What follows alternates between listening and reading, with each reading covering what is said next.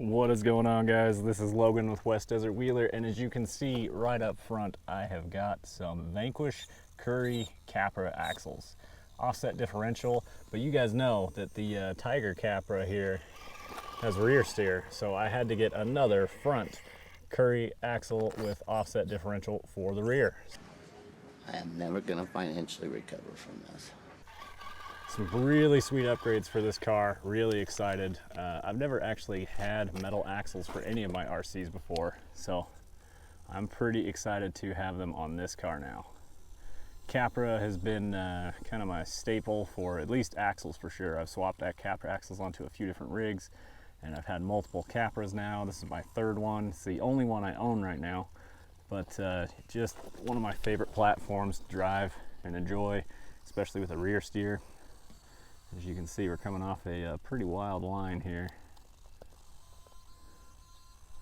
And yeah, got some upgraded axles, treated myself right. Uh-oh. Let's see if we can get ourselves out of this one.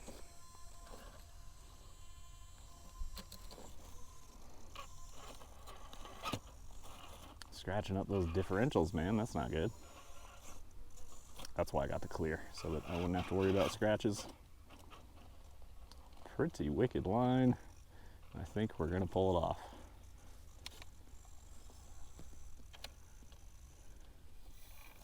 Pretty damn cool intro for this car.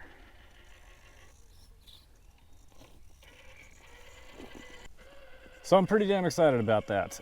One issue I kind of ran into, it ended up being a non-issue, but something I was concerned about after purchasing the axles, was the rear differential is offset. However, my transmission drive shaft output is also offset. Was all part of Carol Baskin's plan. Which sounds great, except for they're on the opposite side. So you can see right here, it's a great opportunity. The drive shaft comes out on the right side in the front, and then it enters the axle on the left side. So not great for drive shaft angles here, but ended up using the stock drive shafts and I made it work. I ended up doing a small stretch on the rear of the axle and the link setup. Used Revo rod ends from Traxxas just to get that a little bit more to reduce the angles a little bit, and then that helped reduce the angle on the axial wild bores, but just to make sure things were really set and good to go, I picked up a set of Incision drive shafts, which use a universal joint in the rear of those, so you're able to get just a little more of an angle without drive shaft binding. So that was a few of the small little speed bumps I was running into out there. Now, this car is running a Vanquish 3-gear transmission. I'm using a UC Fab flat skid to adapt it to the 3-gear transmission. The Capra Trans is not 3-gear compatible, like the bolt pattern is different, so you will need a different skid to do that. And then I'm also running the Vanquish Hertz dig unit V3 on this car. So it still has dig with the 3-gear trans, which means it has a bunch of gearing reduction, and it has the most reliable dig unit that I know of inside of there. So really awesome setup. However, the overall transmission length ends up being a little bit longer in the rear, which makes your drive shaft shorter in the rear, which makes those angles even worse for what I'm dealing with here. But was just able to make it all happen. Really excited that it did work, because I didn't want that to hang up, and I would have had to have made a choice of what I wanted to keep. And honestly, I'd probably keep the dig. I'd probably get a different metal housing for the rear with a centered diff to accomplish change up the angle if necessary, but it wasn't, and it did not end up necessary. So long story short, car's good to go, and I'm really happy with how it turned out. And then I've got the Vanquish wheels on here because I've got the axles and transmission and dig unit. So this car has kind of turned into like my idea of an ultimate Capra build, which also kind of funny, turns out is a bunch of Vanquish parts, which is cool. Vanquish is American made, so it's good to help the company out here that's designing and manufacturing parts stateside. It's always a good thing. So that's why their products cost a little bit more, but at the same hand, there is no nicer manufacturer of metal axles than Vanquish, in my opinion. They make the highest quality and the most durable and the most scale looking too. So offset differential, it's cool. Like, I get why they do it, but I don't think you're gaining enough clearance to really bring on the headache of drive shaft angles and all that weird stuff. Now granted, mine's a weird case because they did not design this to be a rear steer Capra housing. That's all on me, so it's all good. Got it all sorted and figured out, but this is turning out to be quite the build here on this Capra. Now I'm trying to decide if I'm going to go up to 2.2s or not on this car. I might start out with the mild Pitbull Bravin 2.2s just because I want to go a little bit longer with it, but these wheels and tires, they're going to start looking small for this build if I go any longer with it. And definitely being mindful of the width of the car as well. I had to buy new hubs for these wheels because the original hubs that I had on here were too wide and it just looked a little goofy. So while I really enjoy my rear steer Capra, what's kind of funny is that it is not my highest performing car. These Capras never really have been my highest performing cars. They're my best technical crawlers, and kind of what I'm doing out here today is I like to go out and just really finesse certain obstacles and just put those tires exactly where I'm trying to get them and just put it through weird situations. Like, so in the full-size world, it's kind of funny. Let me do a little tangent here. A lot of people really enjoy the scale side of things, which I can appreciate. That's cool. Most of the time, I don't want like a little scale Toyota to go out here and drive around on the rocks. I like high performance remote control crawlers. But for the scale side of things, I've been out there and competed with the full-size moon buggies, and down here living in Sand Hollow, this is the style of vehicle that I go out and drive off-road. I've driven Pretty Penny, but like most of the time I'm out there hanging out with the guys who own these cars. The rear steer buggies, the 2-seat, the single seat that are on 42-inch BFG crawlers and whatnot. So to me, this is a scale vehicle to me. And so I really enjoy going out here and putting this thing through weird lines and stuff like they would do in competitions or even just trail wheeling, and try and find the hardest lines to try and force this through. Now that kind of contradicts what I just said. This is not the most capable car that I have, so it's not going to do every hard line out there. My G-Speed or my Rock Pirates truck can outperform my Capra in certain situations, but for really tight technical turning stuff and digs and all that, and running through cracks out here in Sand Hollow, it's the best car for it, and I really enjoy it a lot. So for example, running lines you wouldn't normally run out here. We got some spray painted dots on the rocks. I think somebody's painted like a trail for a mountain bike or something like that to run over these rocks. And so we can sneak our front tires through this, keep working the rears uphill, kick those over, and then we're gonna do a full U-turn and then try and go through the next 2 dots up there. So like normally you wouldn't side hill across this kind of obstacle. I'm just gonna leave my rears pinned and then crab across to get the travel over in that direction, and then rotate it right back around. Now these dots aren't wide enough for this car, but we'll run our tire as close as we can to that dot without hitting it. Got the rear up, got the front right next to that dot, and then we're going to start doing our U-turn, but we're going to be mindful of where our rears are placed. Like I say, get it as close to that dot as I can. Okay, the fronts are through. Let's see if we can burn, get the tires up on this wall, front burn around, and then let's try and drive up this little crack of this corner over here. So now I'm going to leave my rears pointed in this direction that they're in, because I want to try and square this car up to this. Now I need to try and get that front tire up. We're going to try and do it with the front burn. Oh, we're in a little bit of a bind here. Need to bring them down a little more. Okay, not doing it in the front burn. So let's push both tires up the wall. The front end's just trapped in there. Taking another reverse, tires up the wall, and then bring them across. And then we'll kick our rear over and try and straddle it with the rears, if possible. So I know that I need to get my rear touching this right wall sooner than I need to touch the left wall, because the right is an overhang, and if you don't get up on top of it soon enough, then it's never going to work. So we got the rear up. Now we can push into that left wall, cruise up. Front tires are way high on the wall. We'll go right around the dot up top just for fun, and there you go. that's the kind of stuff that I enjoy doing with this car, and that's why I've built it to be the way that it is. So let's talk about where else we can kind of take this car, because at this point it is pretty well built and has a lot of different changes made to it. Number one thing, I need to get new metal portal boxes for this car. It's currently got the plastic ones because Vanquish actually doesn't make portals for the Capra axle, which I think is kind of funny. You get their really nice metal housing and then you get to put someone else's, probably most likely Chinese knockoff Capra knuckle on there. I really want to do aluminum knuckles. I don't think it needs brass. Originally I was going to do some brass fronts with aluminum rears, but I kind of like the balance of the car as is, so I might just do aluminum front and rear on it now. So we'll see how that goes in the future. And then the next thing is I really want to do a metal cage on this thing. There's a couple different brands out there that I know of. You've got RC Speedy. They make a couple different versions. You can get a stainless or you can get a titanium version, which will save you a little bit of weight, which would be cool. And then you've got the super shafty Capra. Those are really nice. Billet on the sides with chassis spacers in the middle.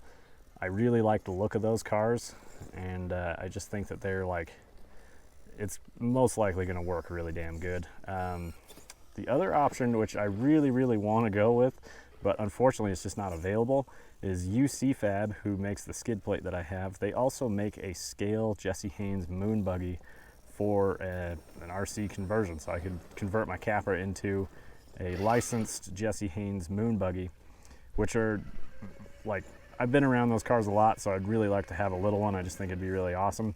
And Kyle at UCFab actually is a welder fabricator and works on Jesse Haynes Portal C's and the knuckles for the axles. He's a finish welder for them. So he knows the stuff, he knows the Jesse cars, and it'd be really awesome to have a chassis from him. Unfortunately, he's just too busy and they're not available at the moment. So let's try just like a ridiculous line here. We're gonna try and do like a full U-turn up on top of this rock into another full U-turn down the rock. So max articulation here, we're gonna point the rears into the rock to get it to climb. That's amazing to have that kind of range and that speed. Bring the front tires up, kick the rears around a little more. And then I gotta steer the rears back into the rock to hit the line that I want. Got the fronts just over the top. Kind of crab climbing here. So this left rear ledge that's stopping us. There she goes. And now we gotta somehow make our pivot. So while the skid plate's on the ground, let's see if the front will rotate the whole car on the skid. So I'm actually gonna try and use that to my advantage. I'm gonna take it out of dig because I want the rear tires to push the rear uphill if possible. And it's kind of working. Oh, damn, that was close. And Carol Basket. Front's up.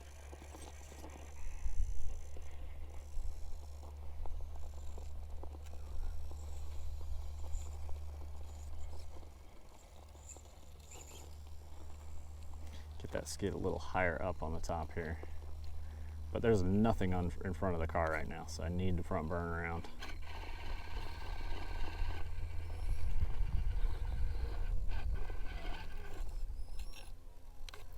Okay, this front tire is hanging off the edge, and we're going to use that to help hold the car down to the ground by offsetting the weight by letting it sink over that edge.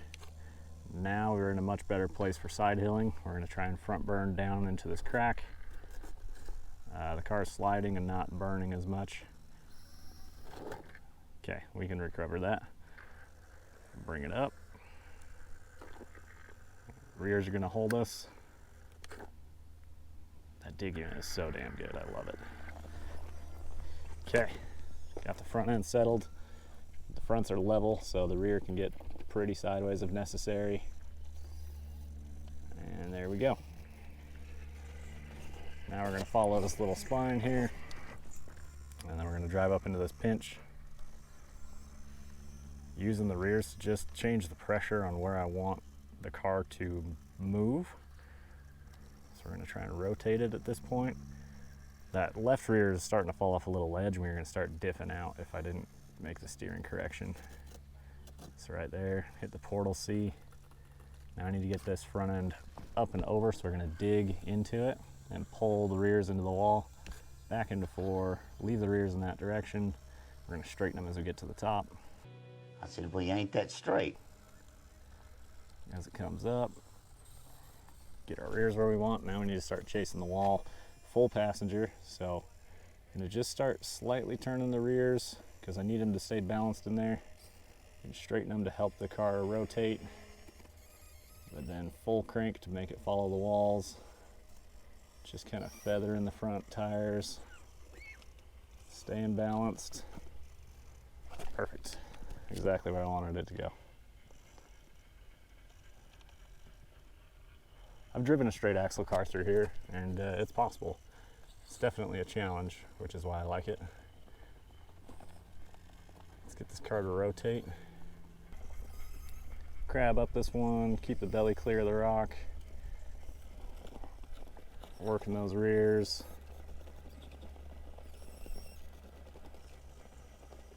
Front tire placement's also very important, and the angle that you're putting them on will change how much pressure is on the tread patch. There she goes. All right, now we're dropping down off the far side of that climb.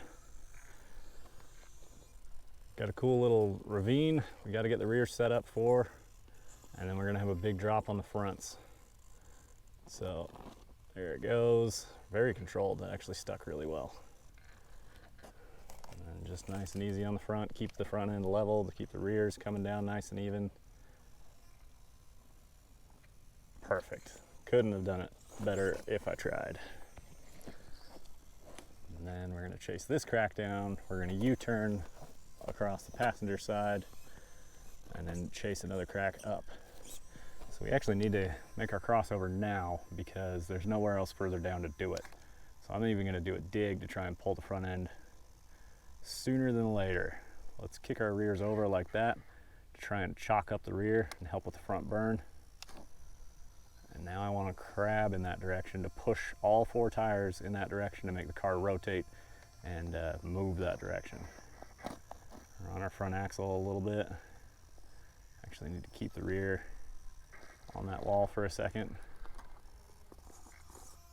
Take a little reverse.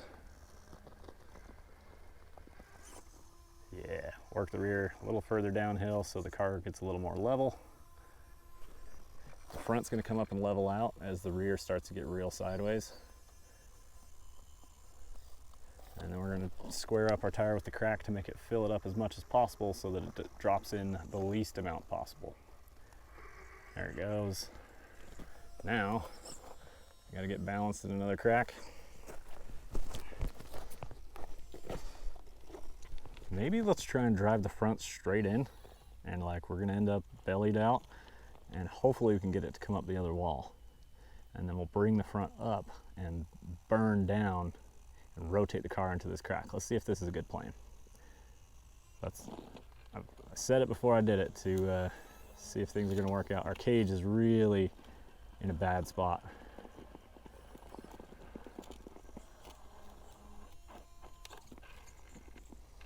See if we can, there we go, that's what I needed. The cage let go of the little hook in the front, and it should slide on the boat slides a little better. Maybe.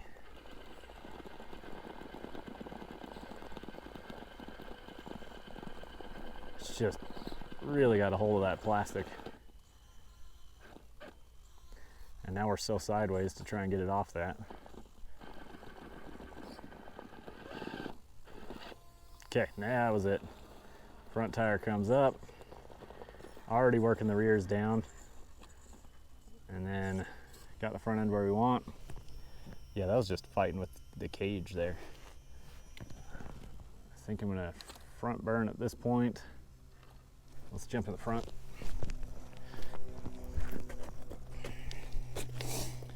There we go.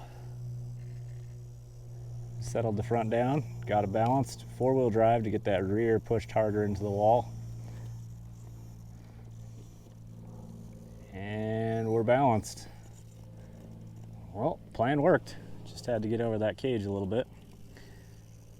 So one thing I could have done there is just been a little more mindful of exactly where I was dropping in and tried to land the boat side on that little nub instead of catching that tube like we did.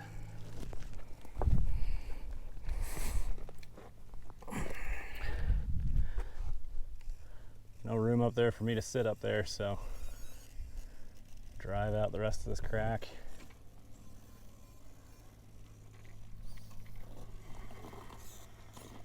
Rotate out. That was a fun line. That was cool. That was challenging. And to hell with it, we'll see if we can chase it back, because there's nowhere else to go out of here.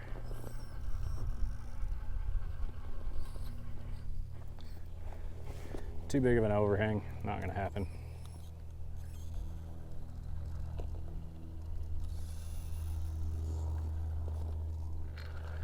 I might be able to get one rear up, but the other rear is gonna be so trapped.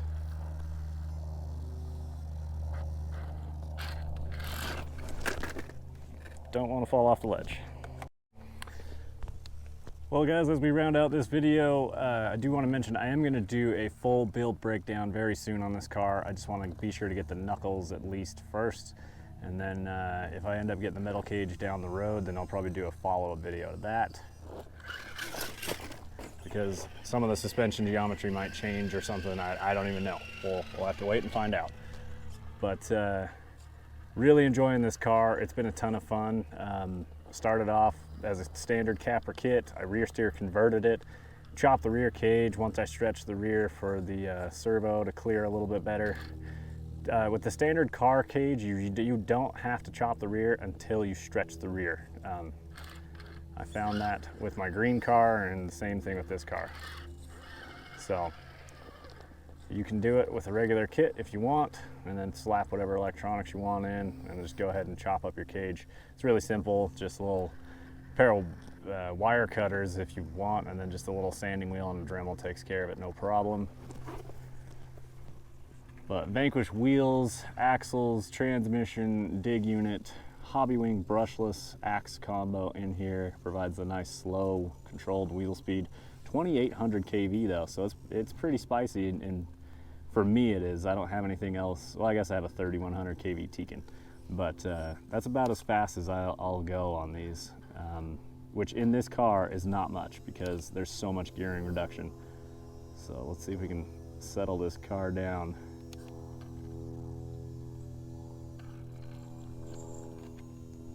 There we go.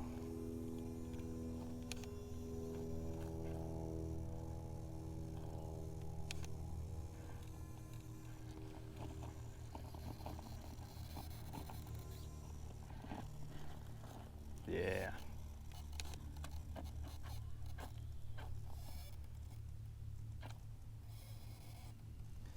That rear servo squeaking is funny.